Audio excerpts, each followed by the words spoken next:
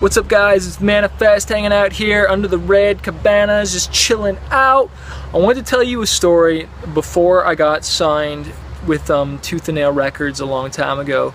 And for those of you who don't know the story, I talk about it in the Fighter book.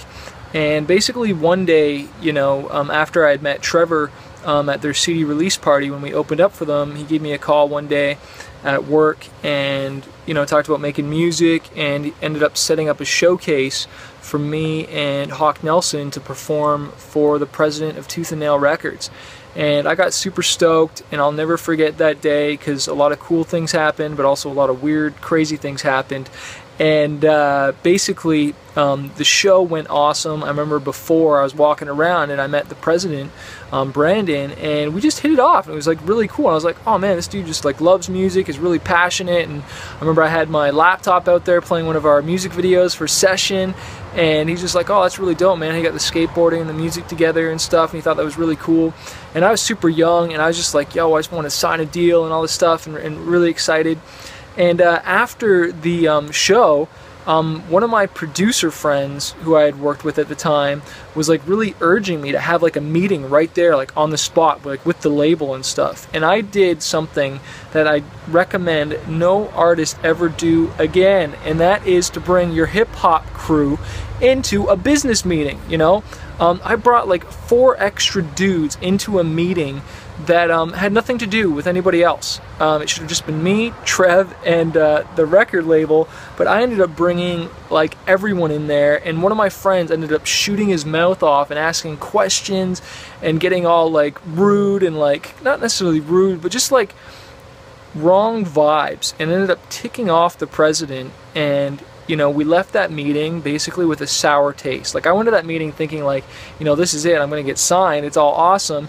And it turns out I really ticked him off, I ticked Trevor off, and it was just really embarrassing for them. And I didn't even realize what had happened until weeks later when Trev gave me the call, and he was just like, dude, like, you kind of, felt like you kind of went behind my back a little bit and kind of like embarrassed me, and just like, dude, I can't work with you anymore, and I can't help you out.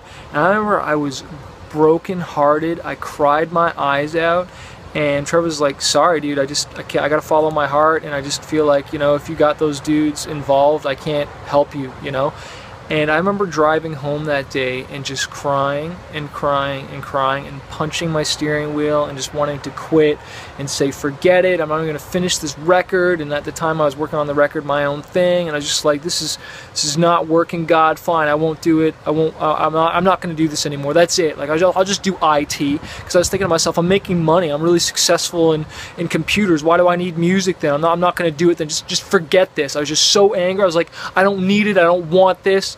And I remember I had parked around the corner from my girlfriend's house, and just in tears, and just like, God, what am I supposed to do? What am I supposed to do now? And I felt like God saying, Chris, I've called you to do this. And I remember him saying very clearly, like, if you don't do this, then who else will? And I felt like it was like God had me on assignment to do this. And you know what? Relationships were restored, obviously, because, me and Trevor were making music and everything, and it all ended up really working out. And we were never on rough grounds or anything like that, but it's really important to always have trust, and to never break that, especially when someone's like doing you a favor and you just want to have the respect vibes. And I just think God is just so faithful in how he restores things. And maybe you're in a situation where you're like, things are just not working out, and it's just like sucks, and you're just like, forget it, man, that's it, I'm quitting, I've had enough of this, I can't take this anymore. Push through it. Push through it. Just push a little harder and don't quit. If God has called you to do something, he's on your side, and if he's for you, who could be against you? And I'm just so thankful for the people that God has put, in my life to help me along this journey, and I couldn't do it alone. And I hope that kind of gives you an idea of why I called the book Fighter, because sometimes I just felt like I was fighting, because it was just so hard. I was fighting with my own issues. And it's funny, since that original showcase, I don't think I ended up signing a contract until years later. Like, nothing happens overnight. And sometimes you just got to persevere. That's why in the Fighter book I really talked about perseverance and not quitting, because we want things to happen right away. And and sometimes they can, but sometimes your integrity, your character needs to be built up, and that was me. This guy right here looking in the mirror, like, this guy's character was not ready. I didn't have, maybe I had integrity and I had certain other things, but I wasn't ready to handle what I'm handling now and the pressure, and I would have fallen.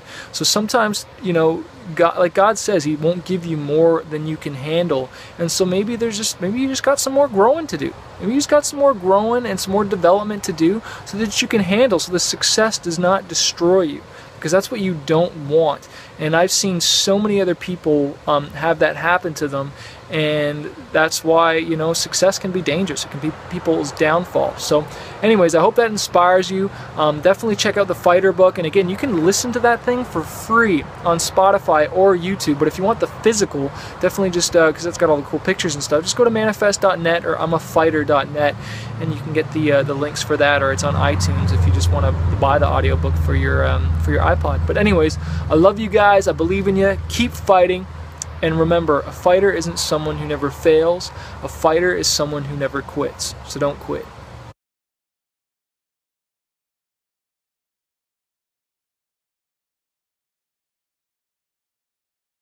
Hey, thanks so much for watching this video. I hope you found it valuable. Make sure you hit the subscribe button below so that you can get updates on all the new videos I'm releasing on marketing your music, writing better songs, and how to make a real living with your music.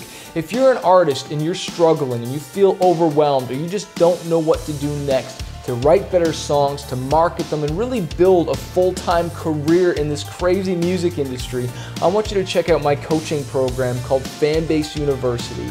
Every single month I jump on with my artists and I coach them twice a month for a whole hour and answer all their questions and give them exclusive training on how to really build a music career in this crazy industry.